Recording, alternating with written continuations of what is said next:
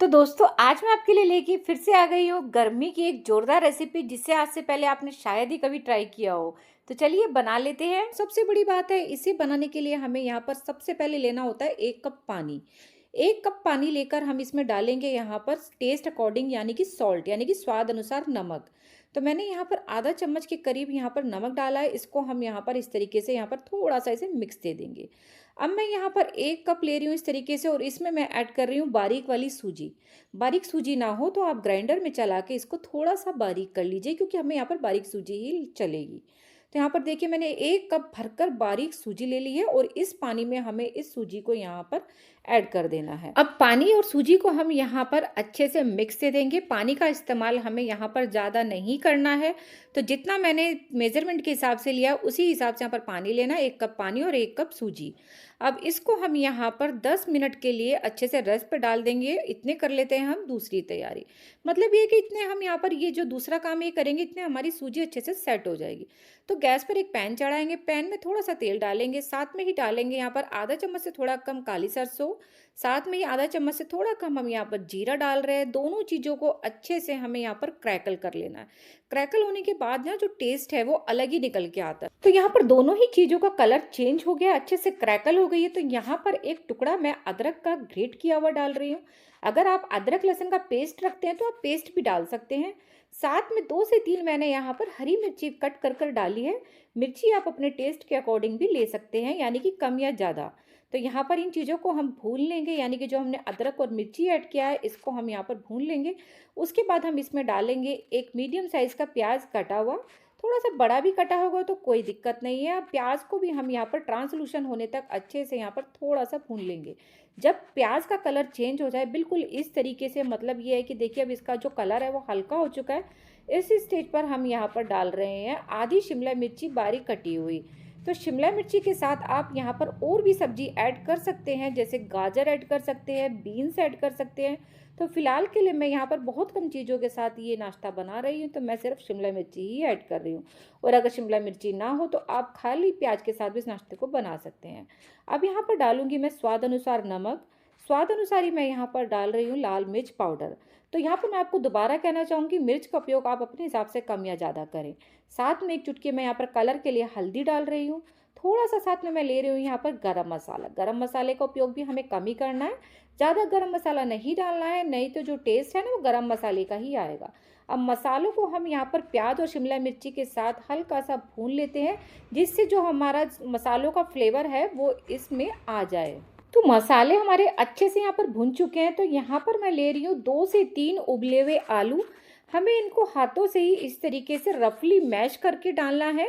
अगर आपके आलू ठंडे हैं तो आप चाहें तो यहाँ पर ग्रेट कर कर भी डाल सकते हैं। मतलब ये है कि फ्रिज में स्टोर किए हुए जो आलू हैं वो अच्छे से हाथों से नहीं मैश होंगे, तो आप उनको यहाँ पर मैशर से मैश या कद्दूकस से यहाँ पर कद्दूकस कर कर भी डाल सकते हैं। तो ये ताज़े आलू उबले हुए थे, हल्के ठंडे हो चुके थे, तो इसी वजह से मैंने हाथों से ही यहाँ पर मैश करके डाल दिए हैं।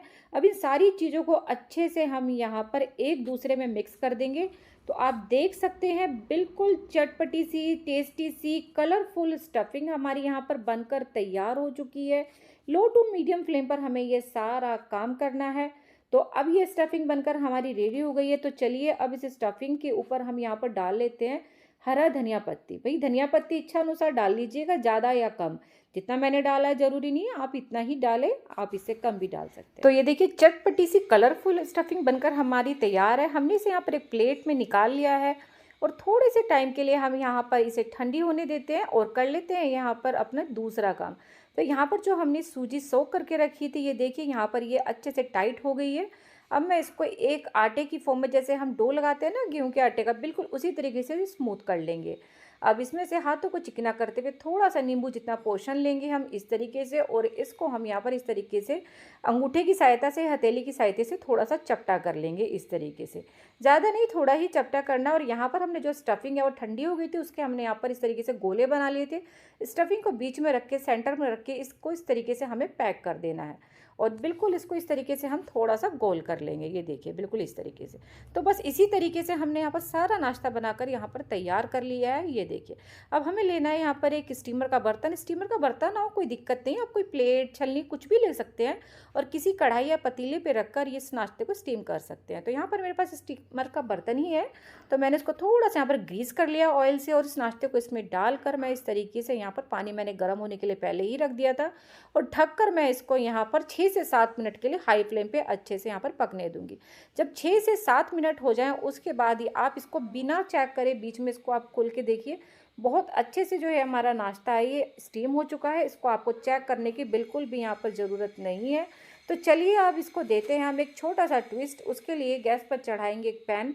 पैन में यहाँ पर डालेंगे बिल्कुल बहुत कम तेल। तेल में डालेंगे हम यहाँ पर काली सरसों बारीक वाली, मोटी हो तो कोई दिक्कत नहीं, वो भी डाल सकते हैं। साथ में डालेंगे थोड़ा-सा जीरा, दोनों चीज़ें अच्छे से क्रैकल हो जाए इस स्टेज पर हम डालेंगे थोड़ी-सी यहाँ पर कुटी हुई मिर्च या चिली फ्लेक्स। साथ में डालेंगे थोड़ा-सा बारीक कटा हुआ धनिया पत्ती। अच्छे से सारी चीज़ों को मिक्स कर लेंगे। वैसे मैं आपको यहाँ पर एक बात कहना चाहूँगी, जैसे हमने नाश्ते को स्टीम किया है, आप उसको एज़ इट इज़ ऐसे भी खा सकते हैं। अगर आप बिल्कुल मतलब ऑयल को अवॉइड करते हैं, जब भी ये नाश्ता बहुत टेस्टी लगेगा। पर अगर थोड़ा-सा ट्विस्ट देना चाहते हैं, तो इस तरीके से नाश्ते को इस तड़के में आप ऐड कर दीजिए और थोड़ा-सा यहाँ पर पैन को हिलाकर सौटे कर लीजिए। चटपटा सा इंस्टेंट वाला हेल्दी नाश्ता बनकर हमारा ये तैयार है। फिर चाहे आप इसको बच्चों के टिफ़िन में दीजिए, सुबह शाम की भूख में खाइए। तो अब जब भी कुछ हेल्दी बनाने की सोचो तो सबसे पहले इस नाश्ते को एक बार ज़रूर ट्राई करें।